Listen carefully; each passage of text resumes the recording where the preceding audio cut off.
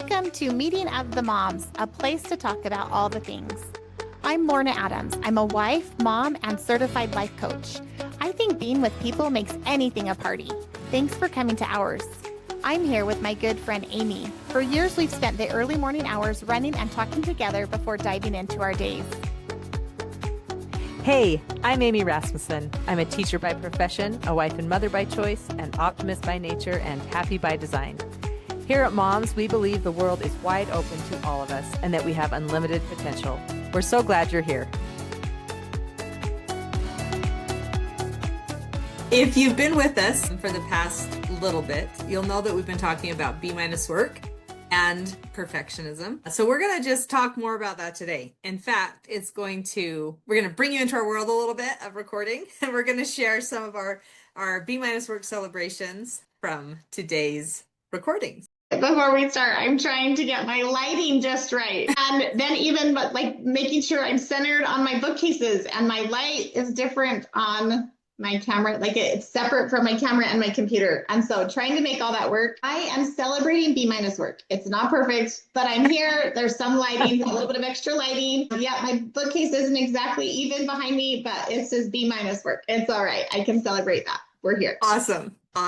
Hurrah. And then again, as we were getting on, I started noticing, I'm like, I am higher up than you in the camera. Do we need to adjust that? And so we were laughing because today, let's talk about B- work and not being worried about perfectionism. And then we're like talking about all these tiny little details. And so my celebration is finally, I'm like, that's the height of my camera. That's the height of your camera. If people have stuck with this long, I don't think this will be the straw that breaks the camel's back. So celebrating that we're both here. Okay, so with this, go ahead. All right, and with celebrating that we're both here, I also want to say we are grateful that you're here. So thanks for joining us. We're happy to have you along this journey with us. So a handful of years ago, I can't remember the timing for sure, but I remember I was walking and I was stewing over all of my imperfections. It seems like it had fallen right around the time when I had taken someone dinner and I was beating myself up for having that dinner not be perfect. And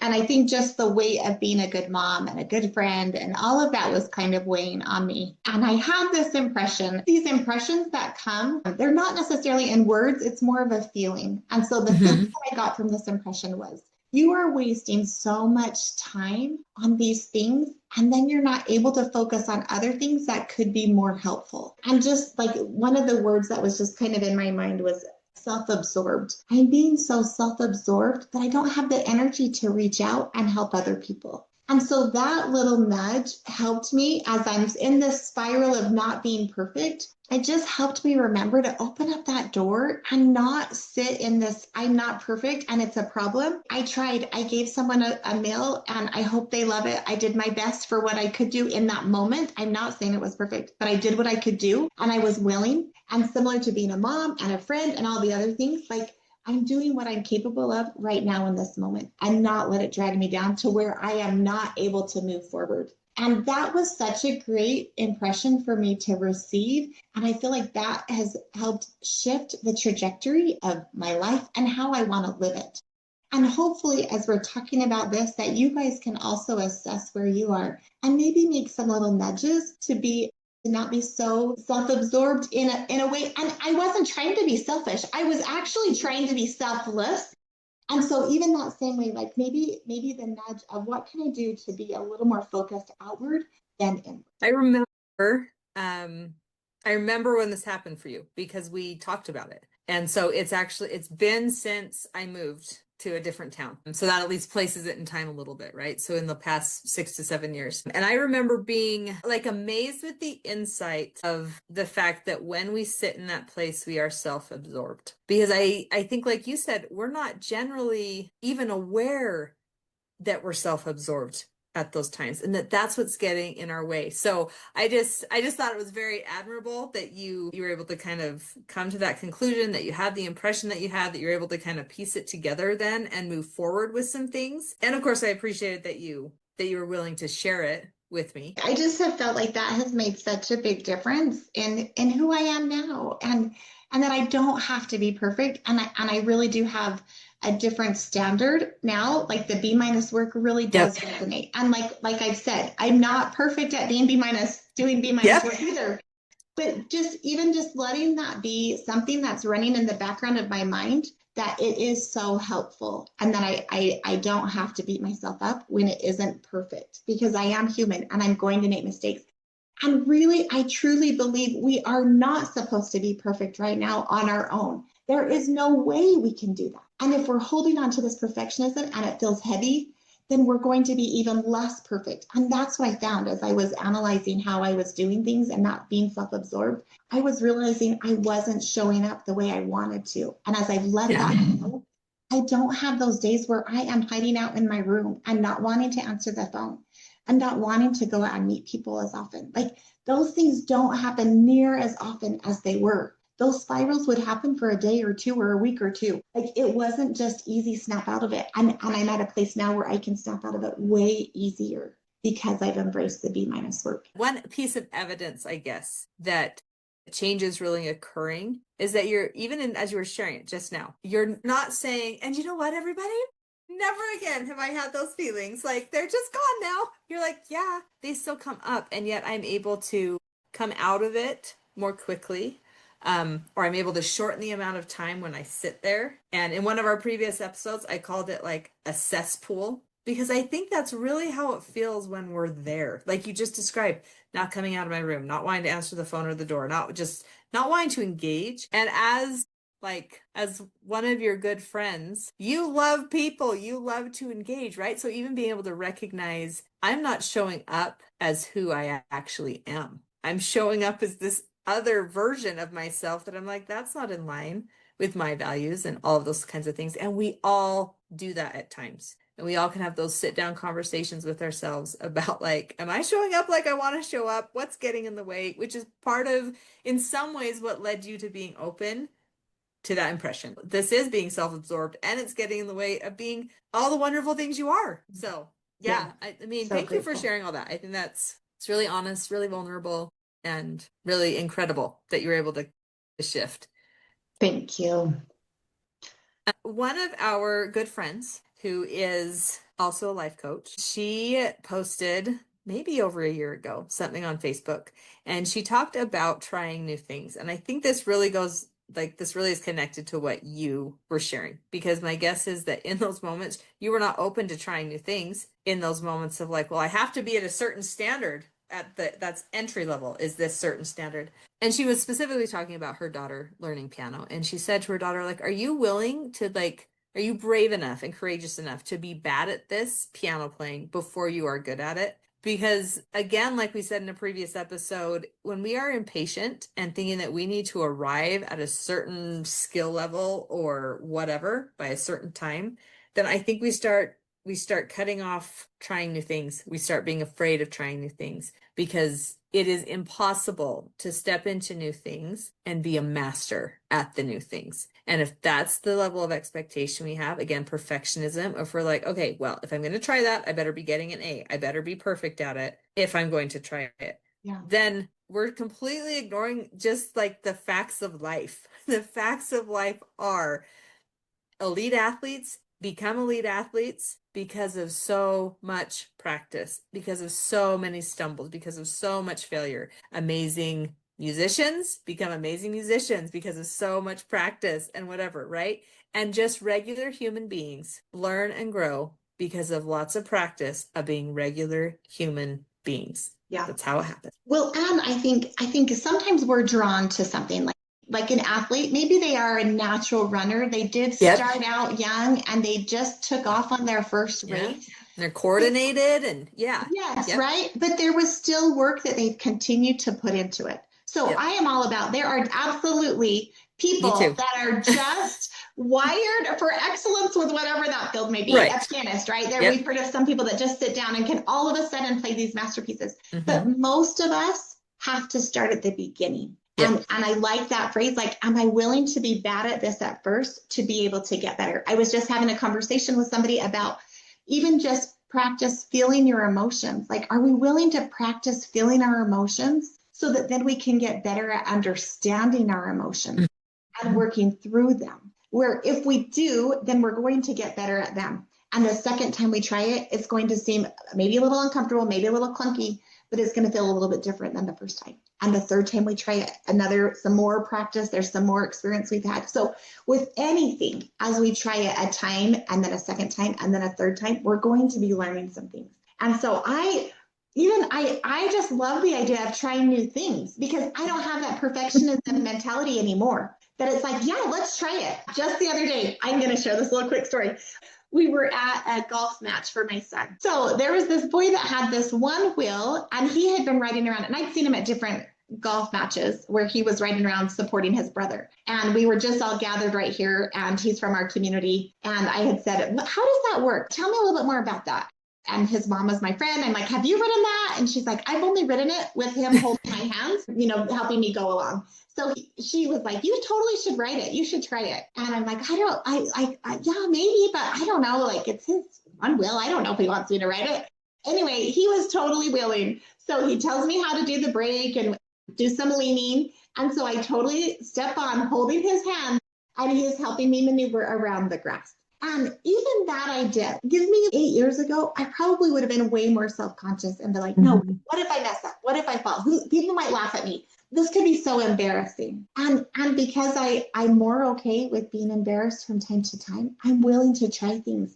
And it actually was pretty cool. And I could see how it might be fun to try that again. Or maybe it could be fun to rent some. But because I was willing to possibly fail, I had a really cool experience. And so I just love that, embracing things, even if we're not perfect, then we're missing out on other opportunities that could be really cool. Yeah. And I love that he held your hands, right? This is a teenager. Not all teenagers are gonna be like, okay, yeah, hold my hands, weird friend of my mom's or whatever. You know what I mean?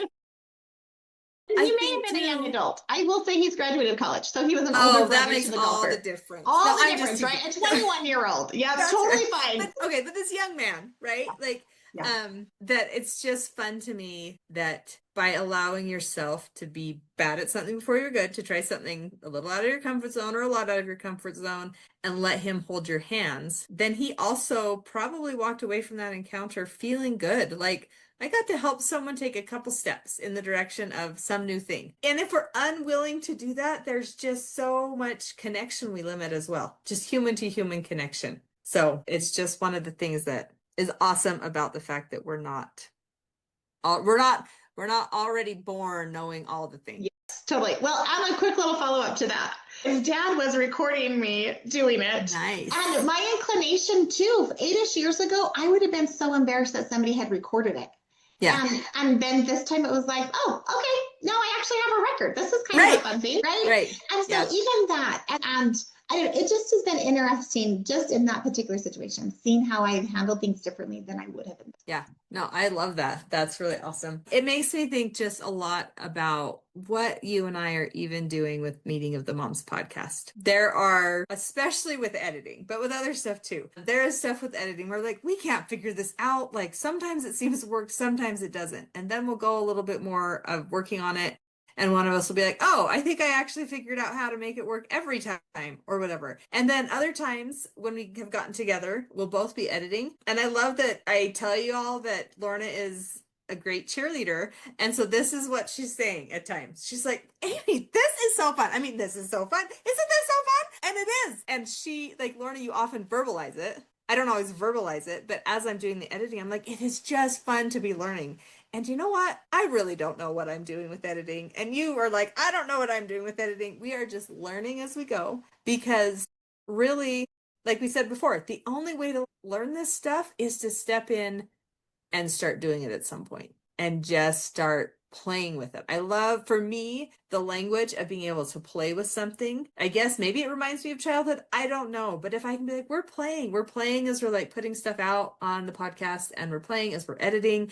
And so, yeah, it's going to be kind of messy. Like when you play in the sandbox as a little kid and you get mud all over yourself. But wow, the worlds you created in that sandbox were amazing. And so I would say one little tip that works for me is to find language like Lorna has with B- work, having that mantra. And for me being like, I'm just going to play with this.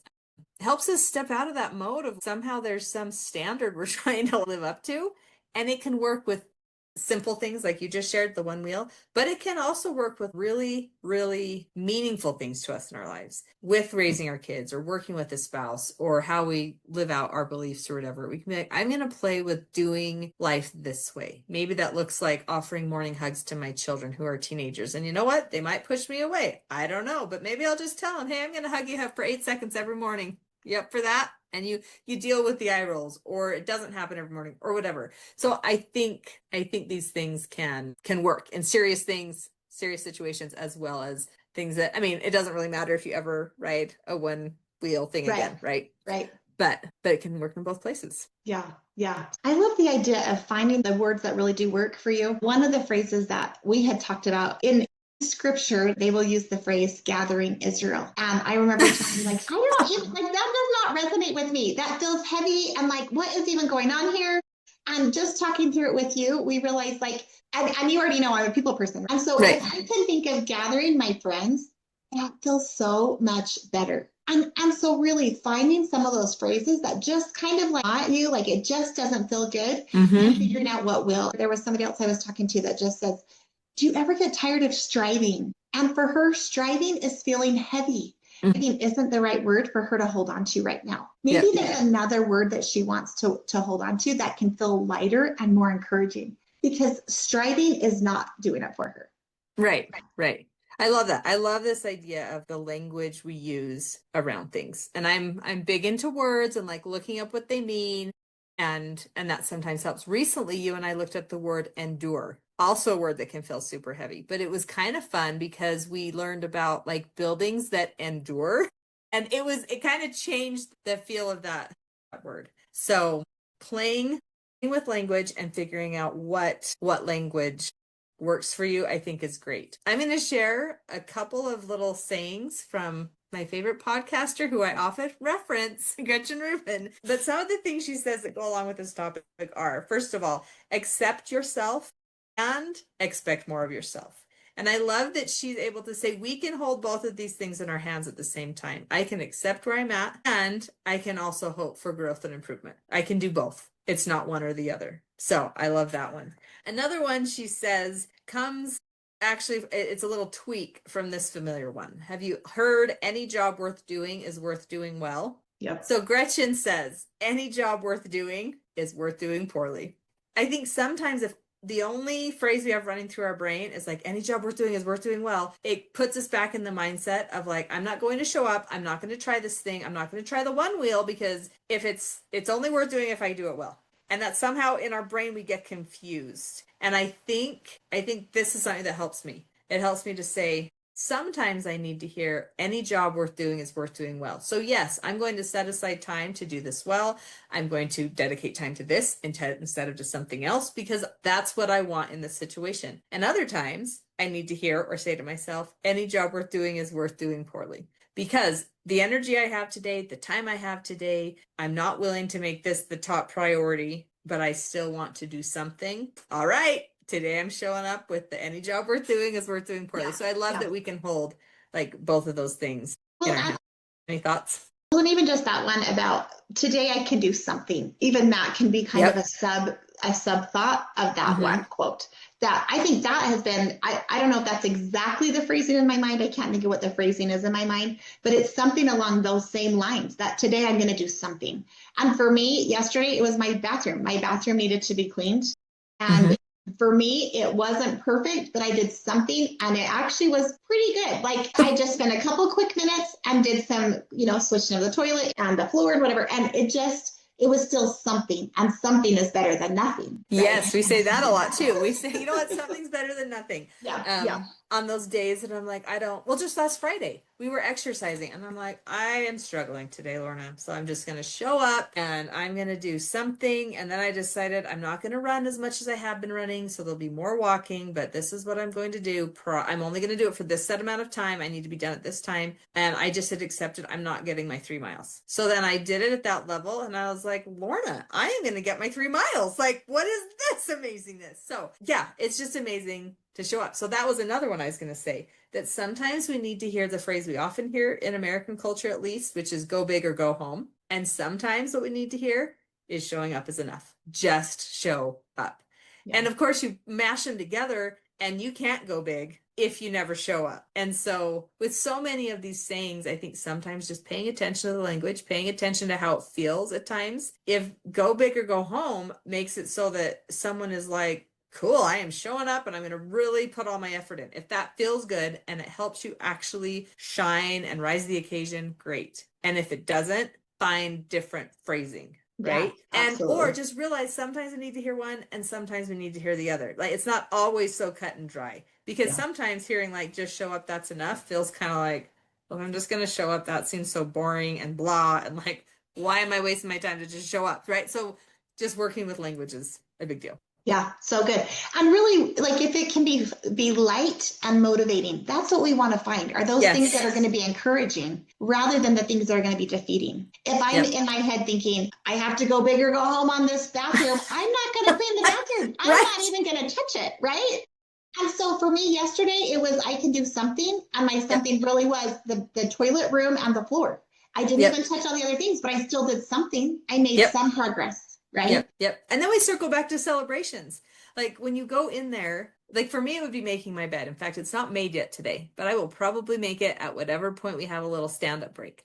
But then once I've made it, when I walk in there, I'm like, there's still stuff on the floor, or I didn't dust, or I didn't vacuum, or, you know, so-and-so still has their stuff out, whatever. But that bed, I made the bed and that looks nice to me. And that is bringing me like this feeling of like, I'm glad I did that for me to just feel that way. And so for you, as you go into that part of your bathroom, you'd be like, that just feels good.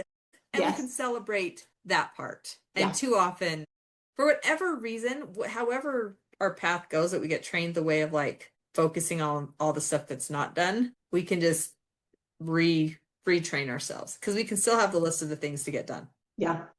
I think those are super helpful thoughts. And I think just from a coaching standpoint, over the last few years, I've understood how the power of words can be so helpful, and letting words be powerful in a good way to help motivate us, that our thoughts are creating our feelings. And if we're holding on to, I'm not good enough, this has to be perfect, those are not going to be encouraging. So if we'll find some of those other words that I'm trying, I'm doing what I can. What can I do right now? Things like that are going to be more encouraging and motivating, then we're going to be actually acting in the way we want to be acting. And so I think that's probably our encouragement for today, is find some things that will be helpful and motivating, and then go and do them. And we'd love to hear about it. So share it. Yes. What you're learning, what you're holding on to, what you've learned is working for you, and let us know. Thanks for coming to Meeting of the Moms. We hope it made your load a little lighter.